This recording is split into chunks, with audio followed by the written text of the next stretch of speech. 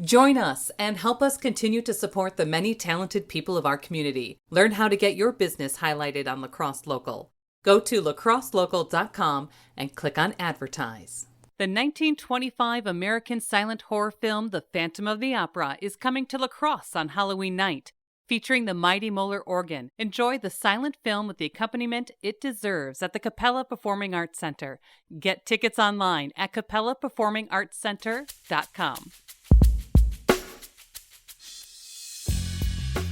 We connect with Tim Lochner of the People Brothers Band. We talk about the formation and history of this energetic band, their connection to the Driftless Music Gardens, and what is on the horizon for this band, which features some of the best vocalists and musicians in the region. You can find more conversations, food reviews, live music, and events on our website, lacrosselocal.com. I'm Amy. And I'm Brent. And this is La Crosse Local. You got me, baby. You grab me like you should. You held me so dang hard, but it felt so good. My name's Tim Lochner. I'm the rhythm guitar player with People Brothers Band and part owner of Driftless Music Gardens. I learned music. I used to take care of people with disabilities. So I had a friend that I worked with that taught me guitar while I was at work, and the boss would walk in at work, I'd be playing guitar, and they'd be like, "Great job, this is awesome that you're playing guitar for the guys," and whatnot. So I started playing guitar in college, and then when I was out of college, I was probably about 26 years old or something, I started hosting an open mic night, and then did that for a couple of years, and that's how I met everybody in the band for the most part. The drummer, Greg, he's a founding member of the band with me. He walked into open mic night one night and we started playing a bunch. And then all of a sudden we met a guitar player that way, and we met a bass player and whatnot. And we started doing that. And about a year into it, Teresa joined the band. Bobby joined the band. All right. So long story short, we were doing the open mic thing for a couple of years. And then all of a sudden the drummer was like, "Hey, I got a gig for this charity event. I put us down as the People Brothers Band. You guys want to play a gig?" So then that's how the People Brothers Band started. So we started playing gigs as the People Brothers Band, and our keyboard player, Bobby, was there from the second gig on. So it was Greg, Bobby, and I. And then we met Teresa maybe 3/4 of a year into our inception as a band. And the rest is history. There's been people that have came and gone and whatnot, but my brother Scott joined the band as a bass player, 5 years in. And now we roll usually probably 8-piece band. Every given night, it's a different array of people, though, being such a big band. People have kids, people have families, people have obligations and other bands and whatnot and certain stuff. So we're pretty fluid. There's kind of a main 4 or 5 of us that'll be there at every show, but some of the other people make it some shows and they don't. And we have lots of friends that can fill in. So hence kind of makes sense being the People Brothers Band. So talking about the people cycling through there, composed of a number of standalone musicians. I know Polly from La Crosse area, Craig who passed through, Maxophone. It just seems like you just have a tight group of individuals that has come together for these different shows. Yeah. Is there something different about it recently? No, I mean, we've just kind of always been that way because being an open mic band and also a singer-songwriter type band, we have a lot of songwriters in the band. So we come to the band with like a basic premise of what the song is, and then the band kind of takes it from there. So a lot of times we can play with somebody that's never played with us before, and when Teresa nods at them, they have to take a solo, because the rhythm sections, we're all play pretty much every show together. So the soloist, Paulie, though, has been pretty much mainstay, but he just had a baby as well. So every now and then he'll have a family obligation, and that's fine with us. We're a family band. So it's pretty cool to be able to have our percussionist, Craig, slide over and play lead guitar any show if we need to make that happen. So we have lots of options, and we embrace that. We try to make the most of it. What can people expect from your shows? I just caught you guys at Midwest Music Fest, and it's been a while since I saw you before that. I think COVID and everything. Man, it was a great show. It was great to be out on the water and to watch that again. Yeah, we like to bill ourselves as high energy, rhythm and soul. but our genres kind of bounce around from everything from rock and roll to blues to funk to folk.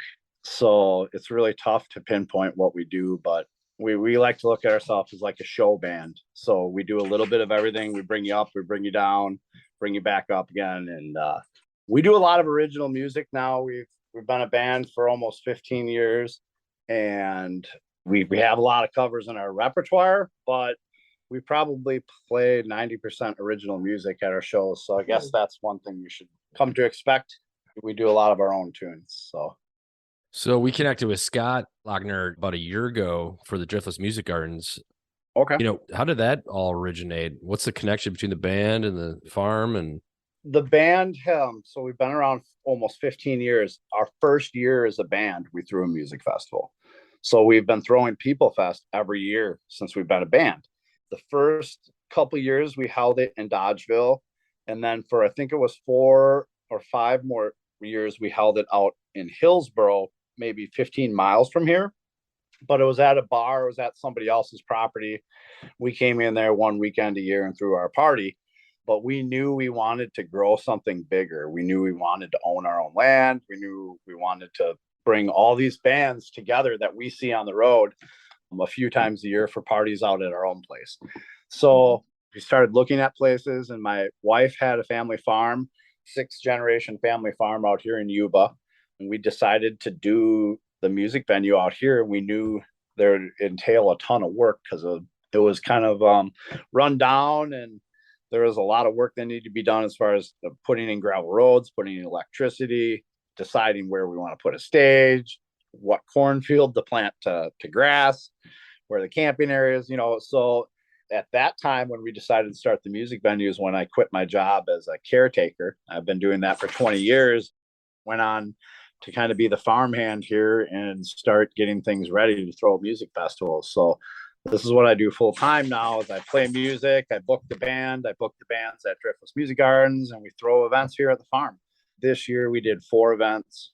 During COVID, we did like 15 shows, and they almost all sold out. So that kind of springboarded us into having this big Memorial Day show. And we had leftover salmon and infamous string dusters out to the farm. And that went really well. And then we kind of just parlayed that into the following year and getting Charlie Parr with Trampled by Turtles out here this last year.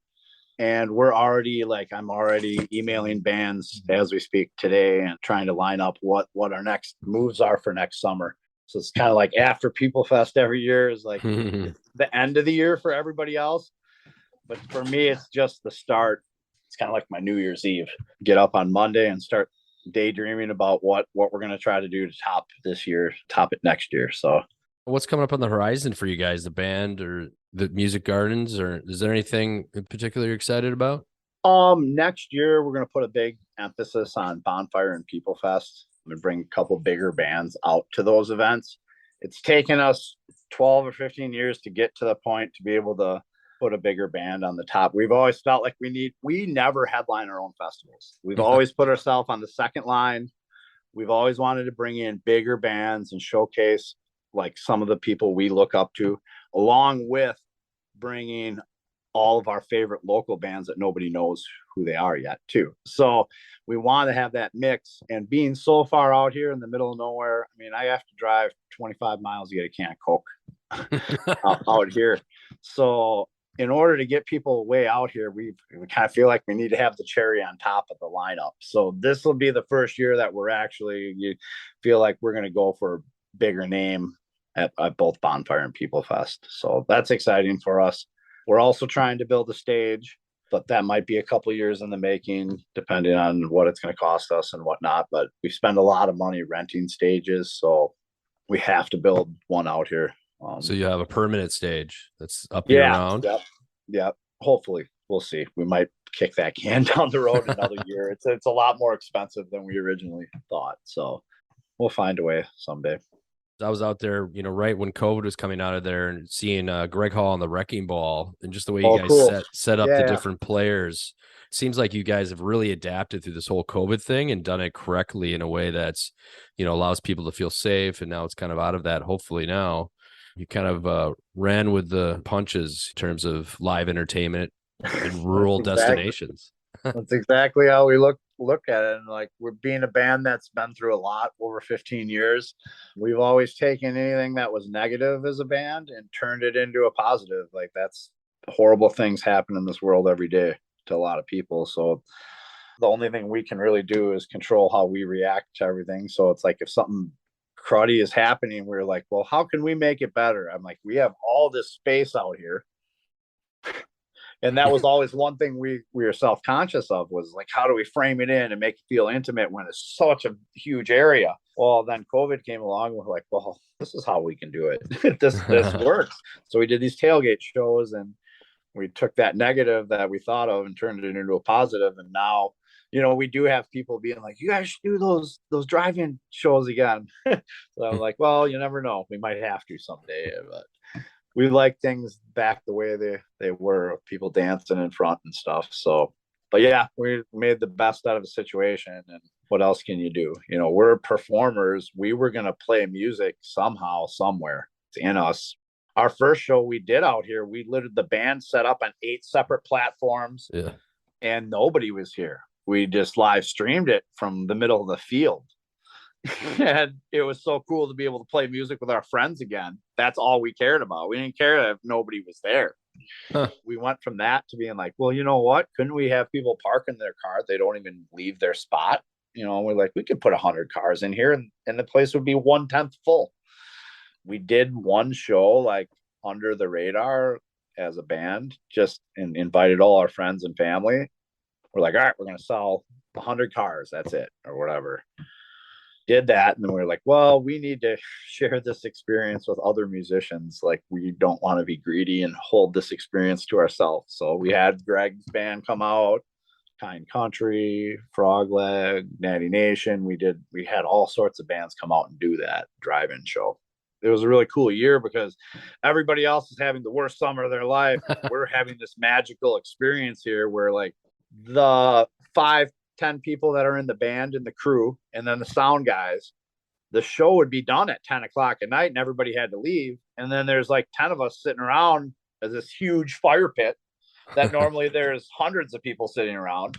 And it was a real intimate, cool, like, bonding experience with us and our production teams and all these other bands and stuff, because we were actually able to hang out with people and throw some shows and have that experience and be done at 10 at night instead of 4 a.m. Normally the sound guys are tearing down at 4 a.m. They don't get to out, do anything. So it was a magical summer on multiple fronts for us. So yeah, the band now we're finishing up, which is probably going to be a double album that we've been working on since COVID. So we're hoping after the new year, we'll be able to start rolling that out.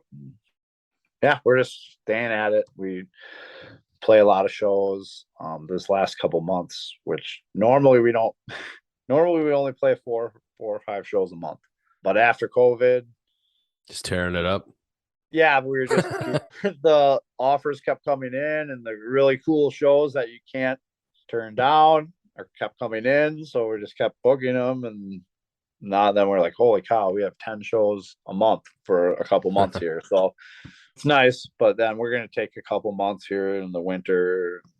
A couple of us go to Jamaica for like a month, and a good friend of mine in music said, yeah, you gotta water the garden too. You just can't pick fruit from it all the time. So you gotta take time off with your family and friends. Everybody can go do their own thing for a little bit. It's kind of been our cycle. We hit it hard for a couple months, take a couple months, but we always play. So it's like we always have a couple shows a month, even when we're taking off time. It sounds like you're going to take a little break here, but have a lot coming up for people that want to follow along, either the band or the Driftless Music Garden. What's the best? Instagram, Facebook, website? Yeah, Facebook is probably the best, and our website's driftlessmusicgardens.com, peoplebrothers.com. We try to keep everything updated on there. And we have 5 kids in the band, or in the band family now. So the People Babies band will be a thing coming up someday.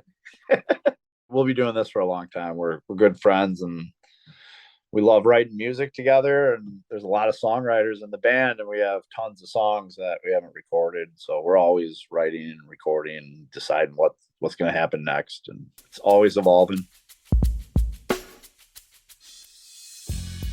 Lacrosse Local Podcast is a production of River Travel Media. Do you have an interview idea you'd like to share with us? Message us on Facebook at Lacrosse Local. Find out more about us at lacrosselocal.com, and you can subscribe to the Lacrosse Local Podcast on your favorite podcast app. If you like us, rate us 5 stars. We appreciate it.